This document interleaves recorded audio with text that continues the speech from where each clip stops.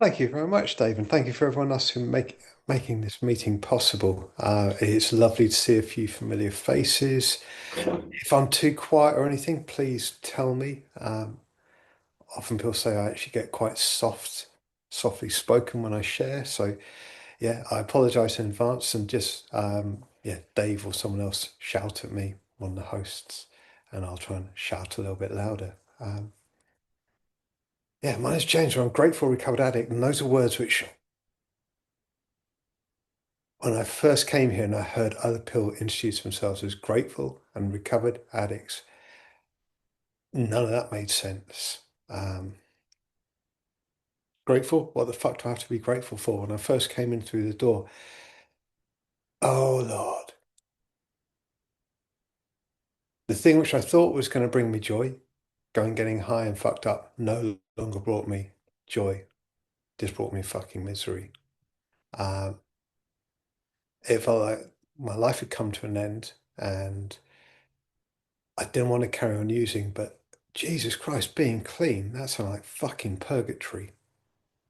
I, so I thought coming to the rooms was now going to be a slow, miserable death.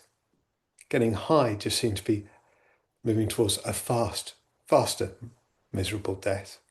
Being clean absolutely scared the shit out of me. I didn't understand how I was going to cope with parties, birthdays, my birthday, Christmas, public holidays. To be honest, I didn't really know how I was going to deal with good days or bad days or indifferent days because what I hadn't yet understood was I was an addict and my default settings go and use. I'll find excuses as to why I'm going to go and use, but I didn't even understand that. At the time, I thought that it was work or my childhood or my family or the girlfriend or something else, or it being a good day. It didn't really matter. I didn't understand why, but I always had an excuse as to why I got fucked up. And so coming in here, I coming into the rooms didn't feel like anything to be grateful for or to sing and shout about. Recovered. I had no idea what recovered meant. I'd seen bits of recovery on TV, but in most of those things, people talk about recovering. And then what I'd seen on TV and in films was people sort of turning up to meetings where they just came along and whinged and bitched about their difficult day. And thank you very much for giving me a safe space to share. And to be honest, when I first started attending meetings, a lot of them were places where people just turned up to emotionally vomit over each other and then and say, "Ah, thank you very much for giving me a safe place to share." And then someone else going, "Ah, thank you for your bravery and honesty." And I hearing one of the first meetings I used to go to on a regular basis, there was a guy who had multiple years of clean time, and every week he'd turn up and bawl his fucking eyes out. He turned up in either a Rolls or a Bentley, and then would cry about how much he hated his life now. Um, and he really missed the days of flying around in a private jet and screwing whores in Paris for a weekend for entertainment. And I was just left thinking, fuck me. If this is the rest of my life, I'm not sure I really want this. And I don't know what there is to be grateful for. Um, but to be honest, most of those meetings I was going to, people weren't introducing themselves as grateful recovered addict. They were all just recovering. And that seemed to be just hard work. Um, and me, I was bored of this repetitious day of waking up, promising I'm not going to use, and by the end of the day, I'm wasted, and I don't understand how I got wasted. At some point during the day, I think maybe I'd overreacted, and yeah, just one, and I'll be all right. Just even things out, and I'm absolutely shit faced at the end of the day. struggling to get sleep and promising myself I'm not going to do this again, not going to do this again. Waking up, I'd often go to sleep hoping I wasn't going to wake up, and then waking up and going, oh fuck, I'm not dead yet. And I knew that that same cycle was just going to repeat and repeat and repeat. Thankfully, in amongst my going to some fairly miserable meetings, one night I went to a meeting and it was another one of those horrible meetings, and it was cold and wet. And at the time I lived in London, I cycled everywhere to get to meetings. I'd cycle across London, um, and I went to another horrible meeting.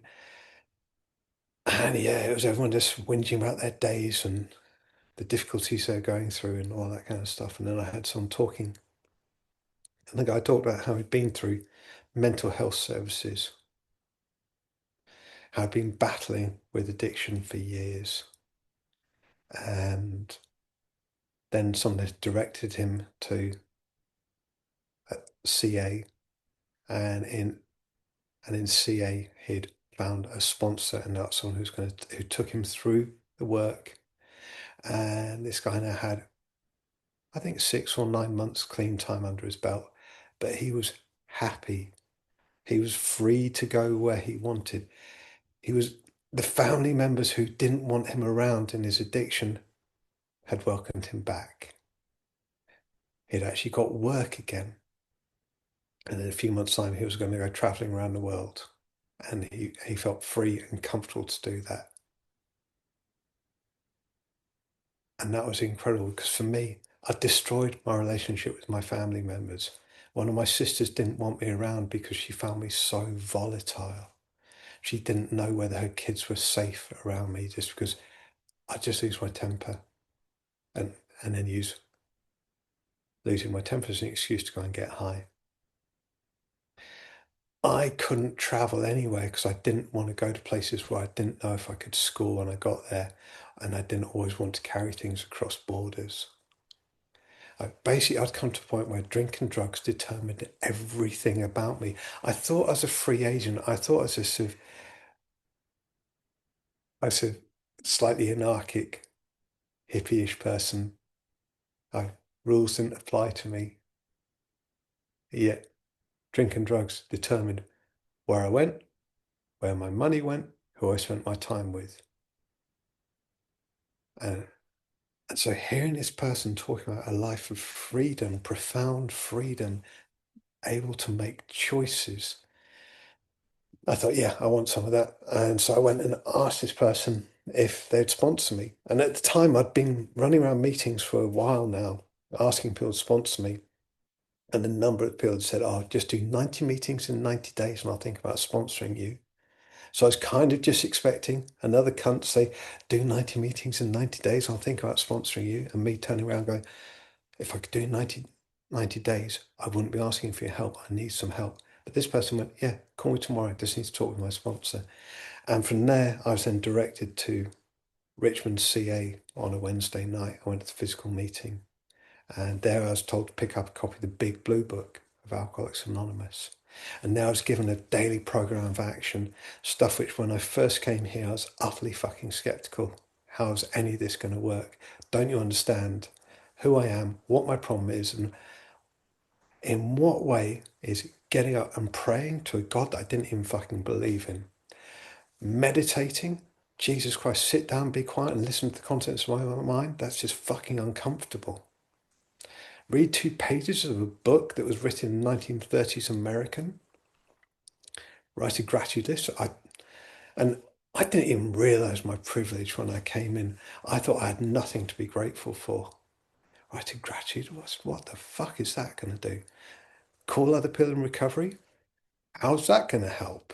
I've been to meetings, people just sort of relay their problems, and somehow sharing our problems is meant to make life better. Because I hadn't been to meetings where people were focused on the solution. Go through this book with a sponsor. What's someone who's from a different background going to be able to do and tell me about, which is going to help me reading this antiquated book. Go to meetings, all right, I'll go to some meetings. Yeah, yeah. They better have decent fucking chocolate biscuits. To be honest, my gauge for what made a meeting was there enough chocolate to biscuit in the chocolate biscuit ratio? Uh, Not much else mattered. Um, and then yeah, pray at night and go to bed. Um, I didn't understand how these things were going to make a difference to me. But what I have to say is my drinking and using was a full-time occupation. It was fucking hard work. It was exhausting for me and it was exhausting for the people around me. And it absolutely eroded my spirit. Every time I got high, I knew I was just chipping away at myself. And I started to do these things and my life started to change. I don't understand how this stuff works, but hey, fuck it, I've got a mobile phone. I don't understand how a virtual earth works. I don't understand how microprocessors work. I don't understand how lithium ion batteries work. I just plug my phone in, charge it up, and the next morning go and use it. I don't need to fucking understand how a phone works. You know what? I don't really need to understand how recovery works. I've just seen enough people use it and get the benefit, and so I started to do likewise. And with that, yeah, my life changed. I have profound freedom. I can now travel the world.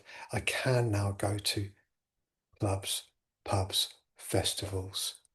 I can go and dance till 4 o'clock in the morning. And when I finish dancing, I can lie down and I can get sleep immediately. And the next morning I wake up and I feel tired. But I don't wake up and feel like I need to get high again. I, People always assume when they encounter me when I'm out at a festival that I'm the most fucked up person because I'm the person who's just enjoying themselves the most.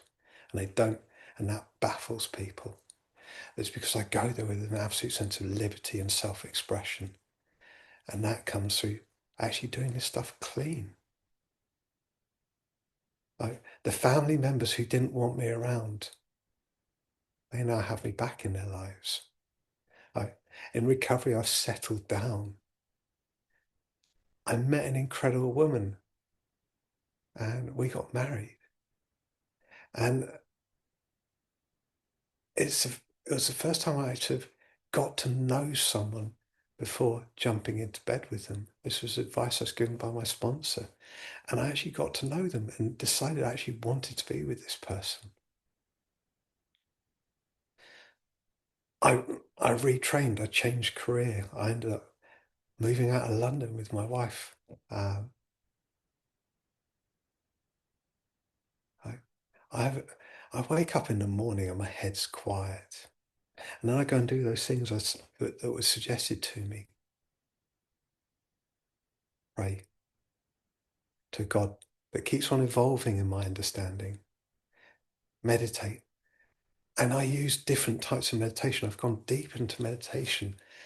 I've done meditation courses. I go to meditation classes. I can see how there are different meditations for different purposes. Half the time, I just need to meditate to just acknowledge how fucking off key I am. I, I do a weekly meditation class with a really senior meditation instructor.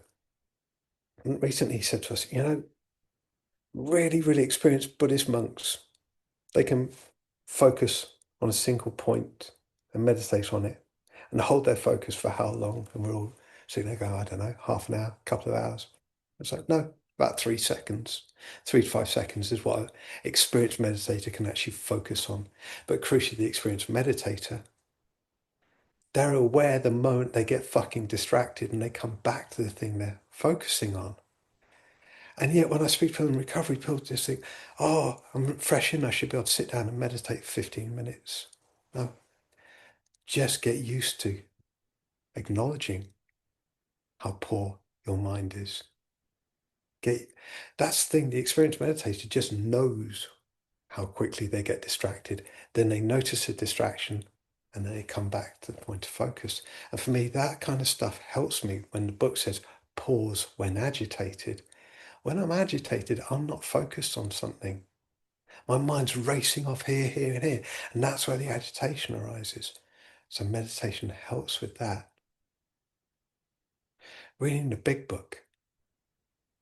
I've, I've been around for a while now. So reading 2 pages of the big book, I've read a lot of that book quite a lot of times. But crucially, these days I read it with beginner's mind. And I look at it and I'll find that every day the words look different. Calling pill and recovery. It's incredible to be given the opportunity to try and help someone, listen to what's going on for them, and if they want some advice or support, being able to give it to them. Going and being of service.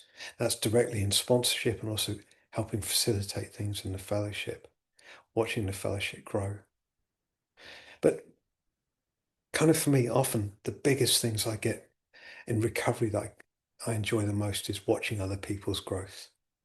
Watching a sponsee come in during lockdown and 90 days after I started working with them, they were setting up the first meeting in the country they lived in. And now there are about 15 meetings in that country.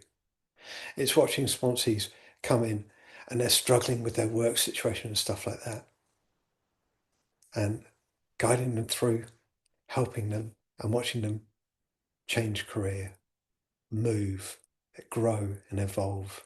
It's a sponsee who tells me how when he speaks to me and his children over here that he's talking to me, they go, was that James, Dad? Yeah. The man who saved your life. That shit's fucking incredible. Now, what's hard in recovery? Because actually those things I was told to do on a daily basis, none of those are hard. I'll tell you what's fucking hard. It's talking to someone who's back from a relapse, but still doesn't want to do the things we do. Having the same conversation with someone a year later and they're still refusing to meditate, or they don't want to be calling newcomers. They feel a little bit awkward. Would they call a random drug dealer when they wanted to get high? Fuck yeah. But will they call someone else in recovery? Oh, that feels a little bit awkward. Meditating. I don't like meditating, James. I feel, well, how much of your time did you spend deliberating with yourself? Should I go and get high today? That was a kind of meditation. Oh, the higher power thing, James. I really struggle with that. I don't know. By the time I came here, I'd already met a higher power. Drinking drugs had smashed the fucking shit out of me, and I couldn't beat that. And I'd probably assume most of you have already encountered that one. So hopefully you can find an alternative higher power that may be helpful and supportive. You might want a god of hellfire and damnation. It's up to you. Choose the one that works for you. But it doesn't, it's up to you. It's the guy calling me up yet again, absolutely shit-faced, wanting to have a conversation, and me going, "Are you drunk?" Yeah. There's no point in my talking to you because whenever he sobers up, he can't remember any of those conversations. It's the person who's back from relapse who, my experience is the people who do all these things for their recovery on a daily basis stick around. So when someone's back from relapse, I'm only interested in what were you not doing from your recovery program, because that's going to be the thing which took you out the door. And they want to tell me about, well, I was calling people, I was going to meetings. Yeah, so what, motherfucker? All the rest of us are doing all that stuff on a daily basis. But the bit that takes you out the door is the bit that you're not doing. Like, what I'm clear on these days is my disease is a fucking fully loaded revolver next to my bed. I wake up with a fully loaded revolver next to my bed, and then I do the recovery stuff and I take the bullets out of the revolver.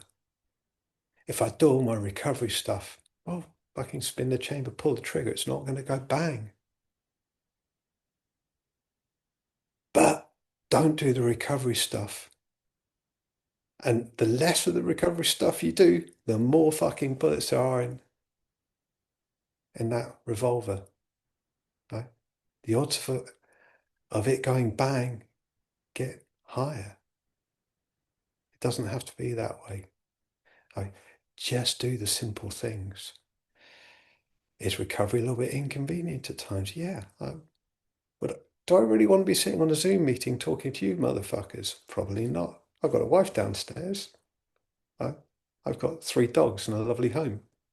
But what I do here is making sure that those bullets aren't in the gun. But also what I'm really clear on is the bullets I take out today, by the time I wake up tomorrow, they're back again. So I have to rinse and repeat. But yeah, for me, it's heartbreaking when there's been some bouncing in and out of the rooms, and then I get the phone call to tell me they're dead. I'm always gutted when there are times when if you've been around this stuff for long enough, you can see people unraveling. Oh, you start to know people's tics, how they operating, are they twitching around while gurning while they're on camera, and yet you speak to them, yeah, mate, it's all good, it's all good, it's all fine, it's all fine, and you can hear the pain in their voice, but they don't want to open up. They don't want to be looking for what it is they can be doing to change in their lives, what restitution they can make to themselves or other people to sort their head out. Because my experience is I can't think my way out of my thinking. I, if I shout at all of you, don't think of a pink elephant, the next thing that comes to your mind is a fucking pink elephant. No, really don't think about pink elephant. No, for fuck's sake, you useless cunt, stop thinking about pink elephants. And all that happens, you start thinking about more and more of the pink elephants. I can't think my way out of my thinking. The way I change how I think and how I feel is through the actions I take. But that's kind of one of the magic things in recovery. In recovery, the people who piss me off, well, I take action. And I take action to try and make the world a better place. So now when those people do things which piss me off, I put in more effort to make the world better. So even the people who piss me off end up become agents for change for the world getting better. Life in recovery is quite nice. Like, do I do all this stuff perfectly? No. But crucially, in active addiction, I just kept making the same fucking mistake day in, day out. In recovery, what I was given was the profound choice to go and make new, different mistakes. Go and fuck up different things and then improve on those rather than just repeating the same mistake daily. And that's pretty wonderful because Groundhog Day wasn't fun. Having the liberty to make mistakes, that's the creative process. I get to create the existence around me. And that's fucking magic. That's why I'm a grateful recovered addict, because the things I do give me a profound sense of freedom. I'm recovered. I'm no longer obsessed about drinking drugs. It's not that I never think about drinking drugs. I watch TV, movies, and all that kind of shit. I go to festivals. I see people getting fucked up. But crucially, I don't then spend hours debating with myself, can I risk doing that? I'm just like, yeah, I know that stuff doesn't work. But if someone offers me so I can just say, oh, no, thank you. And I can carry on my day. I don't, it's not, oh, they can't fucking offer me drinking drugs. I'm free. I can the walk into the supermarket and I'm not sort of magnetically drawn towards the booze aisle. Like those things don't happen. This stuff is as difficult as we want to make it. The barrier to recovery, in my experience, is me. And am I willing to do this stuff? So that if you're new here and you want what's available here, it does require some effort. But the chances are it's going to be less effort than you're going and getting fucked up. All right. I've probably sworn enough now, so I ought to shut up. Thank you very much.